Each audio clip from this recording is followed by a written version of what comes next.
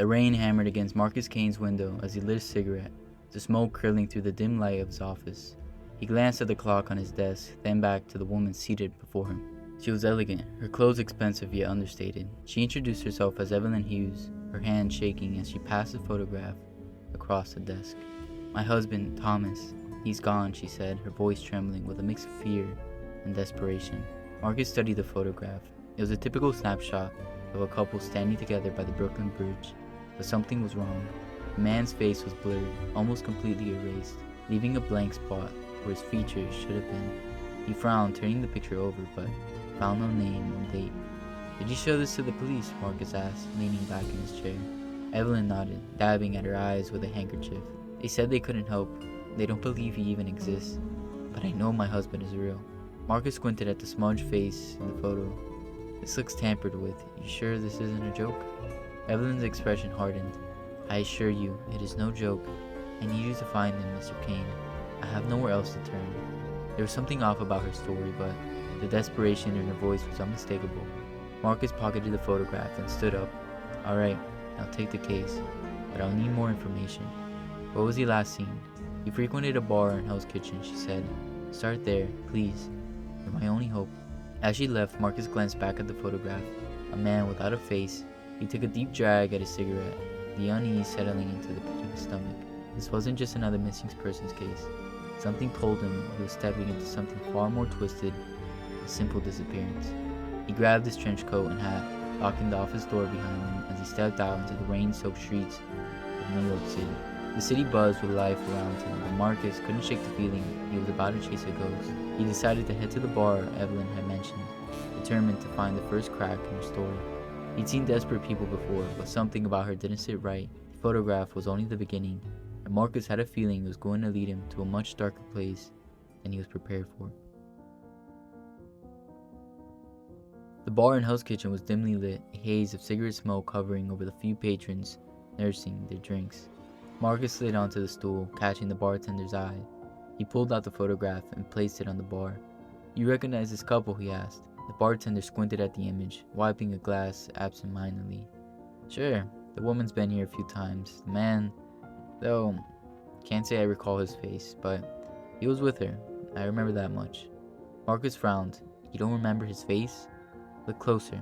The bartender stared at the photo again, then shook his head, bewildered. "It's the damnest thing. I know I've seen him, but I can't picture what he looked like. It's like he was there, but wasn't." Marcus' skin prickled with unease. He decided to try his luck elsewhere. He headed to the corner store Evelyn had mentioned next, showing the photograph to the elderly shopkeeper behind the counter. The old man adjusted his glasses, peering at the picture. "The woman, sure. She buys her smokes here sometimes, but the man, I swear he looked different each time I saw him. It was just me getting old." This was no ordinary case. Marcus' instinct screamed that something was deeply wrong. He needed another perspective, so he visited a diner down the street, the last place Evelyn had mentioned. Millie, the waitress, took one look at the photo and hesitated. "Oh, I remember them. Sweet couple. Always order coffee, but him, he was strange. Sometimes tall, sometimes shorter. His hair color even seemed to change. It gave me the creeps." Marcus leaned closer. "Are you saying he looked different each time?" Millie nodded, her expression uneasy. "Yeah, like, he wasn't the same person." By the time Marcus left the diner, his mind was reeling. 3 different places, 3 different descriptions. The man was a chameleon, a shadow that shifted and slipped from memory. He made a mental note to confront Evelyn about these discrepancies. The rain picked up again, and he hurried back to the office. He needed to lay out everything he learned, but one thing was clear. The missing man was no ordinary person, and if Marcus was right, the woman who hired him knew far more than she was letting on. He lit a cigarette, staring out into the rain-drenched streets. This wasn't just a missing persons case. It was a puzzle with missing pieces, and Marcus wasn't sure he wanted to find the ones that fit. Back in his office, Marcus couldn't shake the nagging feeling that he was being played. He spread out his notes on the desk, conflicting descriptions, the blurred photograph, and Evelyn's evasive responses. He decided it was time to confront her directly. He dialed the number she had left him, but it rang unanswered. Frustrated, he grabbed his coat and set off to the address that she had given him in Greenwich Village. The brownstone was quiet, the kind of place that suggested old money and discreet secrets. Marcus knocked on the door, expecting Evelyn's worried face, Instead, it was opened by a man in a dark suit, his expression flat and unwelcoming. "I'm here to see Evelyn Hughes," Marcus said, forcing his way in. The man blocked his path. "I'm afraid there's no one here by that name." Marcus pushed past him, his patience evaporating. "Don't play games with me. I know she lives here." He strode into the sitting room, but there was no sign of Evelyn, just a neatly arranged room that looked like it hadn't been touched in days.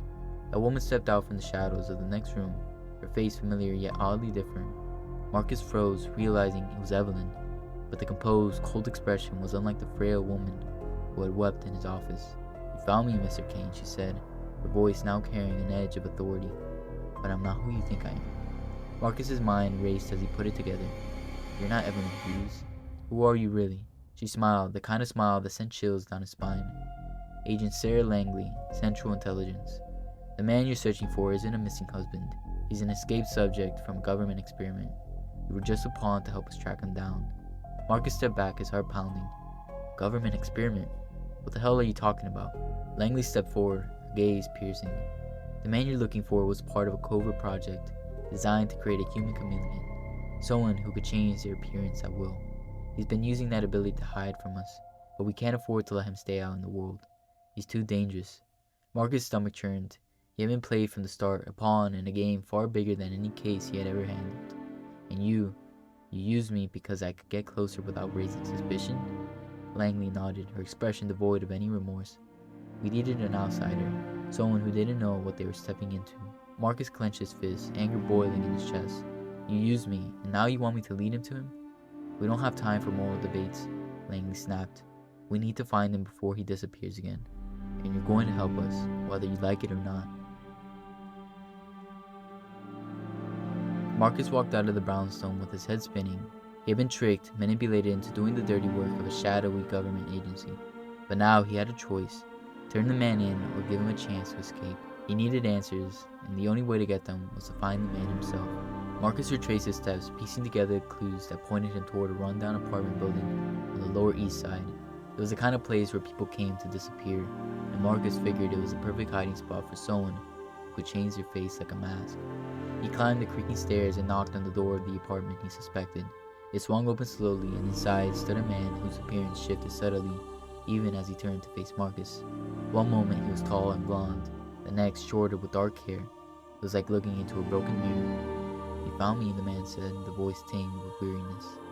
"Yeah," Marcus replied, stepping inside and closing the door behind him. "But I don't even know what I'm looking at." The man chuckled, a sound devoid of humor. "I'm what's left of a failed experiment. They called me Project Chameleon. I was designed to be the perfect spy, able to blend into any crowd, assume any identity. But they didn't count on me wanting my freedom." Marcus sat down, watching as the man's features settled into something more nondescript. "Why are you running?" "Because they want to use me," the man said, his voice tinged with bitterness. "I was supposed to be a tool, a puppet they could control, but I realized what I had become, and I couldn't live like that." Marcus took a deep breath, the pieces finally falling into place. "The woman who hired me, she's a government agent. She lied to me." "Of course she did," the man replied. "They'll do anything to get me back. I'm too valuable, a living weapon." Marcus felt the weight of his decision pressing down on him. He could walk away and let the agency take this man, or he could help him escape. "We can't keep running forever," Marcus said softly. The man's face shifted once more, blending into the shadows. "No, I can't. I have to try." Marcus nodded, standing up. "Then go. I'll tell them I never found you." The man gave him a long, searching look before disappearing into the night. For the first time, Marcus wasn't sure if he had done the right thing.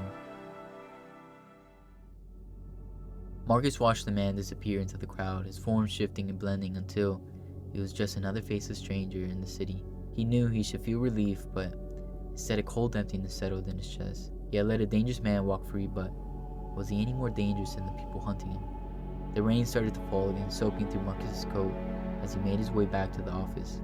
He found Langley waiting for him, her expression tight with barely concealed irritation. "Well," she demanded, "did you find him?" Marcus met her gaze, his face a blank mask. "No, he's gone. Vanished without a trace." Langley's eyes narrowed, but she nodded, seemingly satisfied. "If you see him again, you know what you need to do." "Yeah," Marcus replied, lighting a cigarette. "I know." She left without another word, her heels clicking sharply on the wet pavement. Marcus watched her go, then turned back to his empty office. He dropped into his chair, staring at the photograph of the faceless man he had tucked into his desk drawer. He thought about the man's shifting face, about the choices he had made. He knew he had done the right thing, but that didn't make it any easier. He had chosen humanity over duty, compassion over fear, and he would have to live with that choice. As he leaned back and took a drag at his cigarette, he realized that he was just as part of the city's shadows as the man he had let slip away. In New York, everyone was hiding something, some secret buried beneath the surface, and Marcus had become a keeper of one more. He exhaled a long plume of smoke, watching it dissolve into the darkness. The case was over, but the mystery lingered, a ghost that would haunt him for the rest of his days. He turned off the light, leaving his office shrouded in darkness. Outside, the city moved on, indifferent to the secrets it held, as the rain washed away the last traces of a man who had never truly existed.